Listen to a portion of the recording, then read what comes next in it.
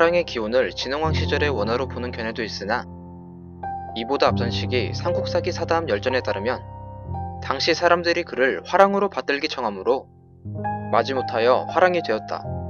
그를 따르는 무리가 무려 1,000명이나 되었는데 사다함은 그들 모두의 환심을 얻었다라는 기록으로 보건대 원화 이전부터 신라에는 사다함과 같은 유능한 인물을 중심으로 구성된 무리들이 있었던 것으로 보입니다. 이후 우리가 아는 것처럼 임금과 신하들이 인재벌굴에 어려움이 있자 남무와 준정이라는 두 미녀를 선발하고 이들을 중심으로 300여 명의 무리를 모아 서로의 행동거지를 살펴본 뒤 적절한 인재를 청구하여 쓰려고 했습니다. 그러나 준정과 남무는 서로를 시기했고 결국 준정이 남무를 술로써 취하게 한 뒤 강물에 던져 죽이는 비극이 발생하고 말았습니다. 이 일로 준정은 사형에 처해지고 모인 무리들은 서로 화목하지 못해 해산당하게 됩니다. 마침내 용모가 잘생긴 남자를 뽑아 곱게 단장시켜 화랑이라 불렀으며 그를 떠받들게 하였다고 전해지고 있습니다. 화랑들이 속한 단체인 화랑도의 구성은 화랑의 수장, 국손을 중심으로 14세에서 18세 정도의 화랑이 3명에서 8명 정도 있었으며 화랑이 거느린 문호의 낭도는 수천 명을 헤아렸다고 합니다. 이 중 국선과 화랑은 지도력을 지닌 왕족이나 귀족 출신이었으며 낭도는 계급을 불문했다고 합니다. 이로 보건대 화랑도는 귀족과 평민 두 사회를 연결하는 기능을 했습니다. 최치원의 날랑비 서문에는 우리나라에는 현묘한 도가 있으니 이를 풍류라고 하였다 라는 구절에서 신라 고유의 가치 풍류를 찾아볼 수 있습니다. 또한 집에서는 효도하고 집 밖에 나아가서는 나라에 충성하는 것은 유교와 비슷한 개념이라 볼 수 있으며 무의의 일에 처하며 불온의 가르침을 실천하는 것은 도교와 유사하며 모든 악행을 하지 않고 모든 선행을 실천하는 것은 불교와 유사하니 이후 원검법사가 설파한 세소고개를 화랑을 비롯한 당시 신라인들이 받아들이는 데에 큰 거부감이 없었을 것으로 보입니다. 신라 사회에서 화랑도의 역할은 사료와 유적에서 확인할 수 있었습니다. 먼저 삼국사기 신라분기 진흥왕 기록에서 저자인 김부식은 김대문의 화랑세계에는 어진 재상과 충성스러운 신하가 화랑에서 나왔고 훌륭한 장수와 용감한 병사가 화랑에서 생겼다 라고 기록했습니다. 이것으로 짐작해 보건대 화랑도는 당시 신라 조정의 문무관료 발굴에 크게 기여한 것으로 볼 수 있습니다. 또한 진흥왕 이후 고구려와 백제 같은 타국의 침략에 대응하고 나아가 통일대업을 염두에 둔 정예병단 육성의 초석이 되기도 했습니다. 한편 삼원통일의 주역 김유신이 화랑시절 거느렸던 화랑도의 명칭이 용화향도였다는 점을 주목해 볼 수 있습니다. 향도라는 것은 불교신앙 활동 및 구성원 간의 기륭경조와 재난구제를 수행했던 조직체를 의미합니다.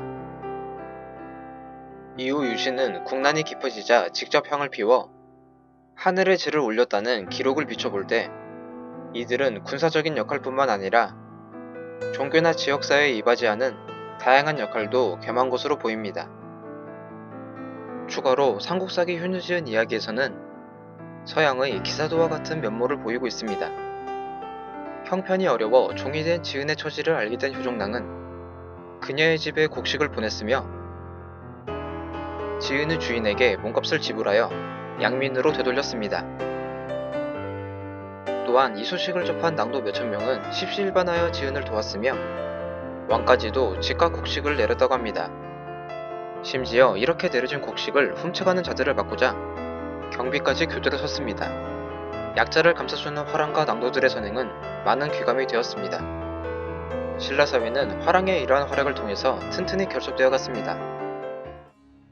화랑도는 본래 중앙 소속 관보가 아니었습니다. 앞서 언급한 진흥왕 시절 만들어진 화랑도가 있기 전부터 사다함과 같이 걸출한 인재 곁에는 그를 따르는 무리들이 있었습니다.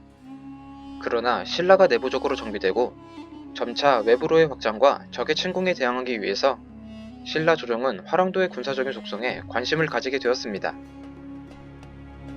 이후 국가적으로 화랑도를 지원하면서 군사력 보충 및 양질의 인재 등용을 할 수 있었습니다.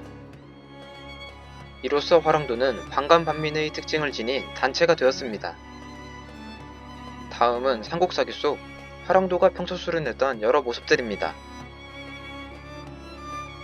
이들은 도의를 서로 연마하고 노래와 음악을 서로 즐기면서 산수를 찾아 유람하여 먼 곳이라도 이들의 발길이 닿지 않은 곳이 없었다 라고 전해지고 있습니다. 도의, 노래, 음악 등을 서로 즐겼다는 것은 풍류를 함께 실천하고 신체를 연마하면서 화랑도 구성원 간의 결속을 도모하고자 함이었습니다. 또한 산수를 찾아 유람하는 행동은 자연 친화적인 면모와 더불어 지리를 몸소 익힘으로써 차후 군부의 장수나 조정의 관료가 되었을 때 국정 운영의 기본 바탕이 되었을 것으로 보입니다.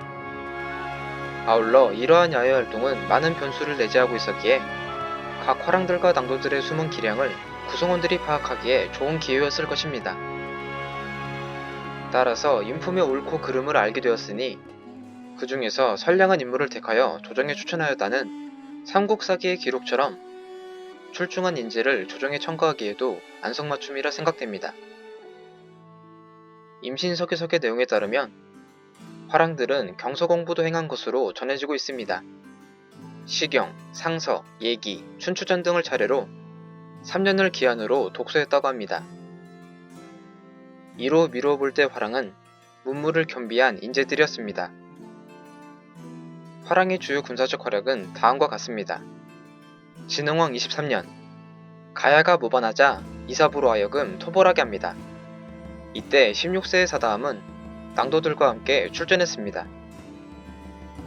그는 5천의 기병으로 전단문을 돌파하여 곧바로 흰 길을 세웠습니다. 사다함 부대의 쾌진격은 가야군을 일시에 무너뜨렸으며 적을 멸하게 되었습니다.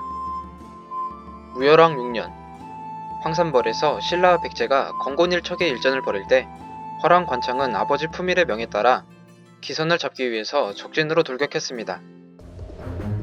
그는 백제군 여럿을 죽였지만 이내 포박당해 계백에게 끌려갔습니다. 그러나 계백은 관창이 어리다는 점을 고려하여 돌려보내게 됩니다. 관창은 이런 상황을 개탄하고 다시 적진으로 향하게 되지만 또다시 잡혀 참수당하게 되었습니다. 계백은 관창의 머리를 말에 매어 신라 진영으로 돌려보냈습니다. 이에 비분관계한 신라군은 매섭게 공격하니 마침내 계백의 결사대는 무너지게 됩니다. 같은 시기 화랑 방골 역시 아버지 훈춘의 명으로 적진에서 힘껏 싸우다 전사했다고 합니다. 헌덕왕 14년, 웅촌주 도독 김원창이 난을 일으켰을 당시 화랑 명기와 안락은 토벌군에 종군하여 각각 황산과 심의지진에서 반란군 토벌에 활약했다고 합니다. 현묘한 풍류의 도를 연마하여 신라를 반석으로 올린 화랑. 천년이 지나도 이들의 의기는 역사 속에서 푸르게 빛나고 있습니다. 영상이 재밌으셨다면 좋아요와 구독, 그리고 광고 시청과 알림 설정 부탁드립니다. 그럼 다음 이야기로 찾아뵙겠습니다. 안녕히 계세요.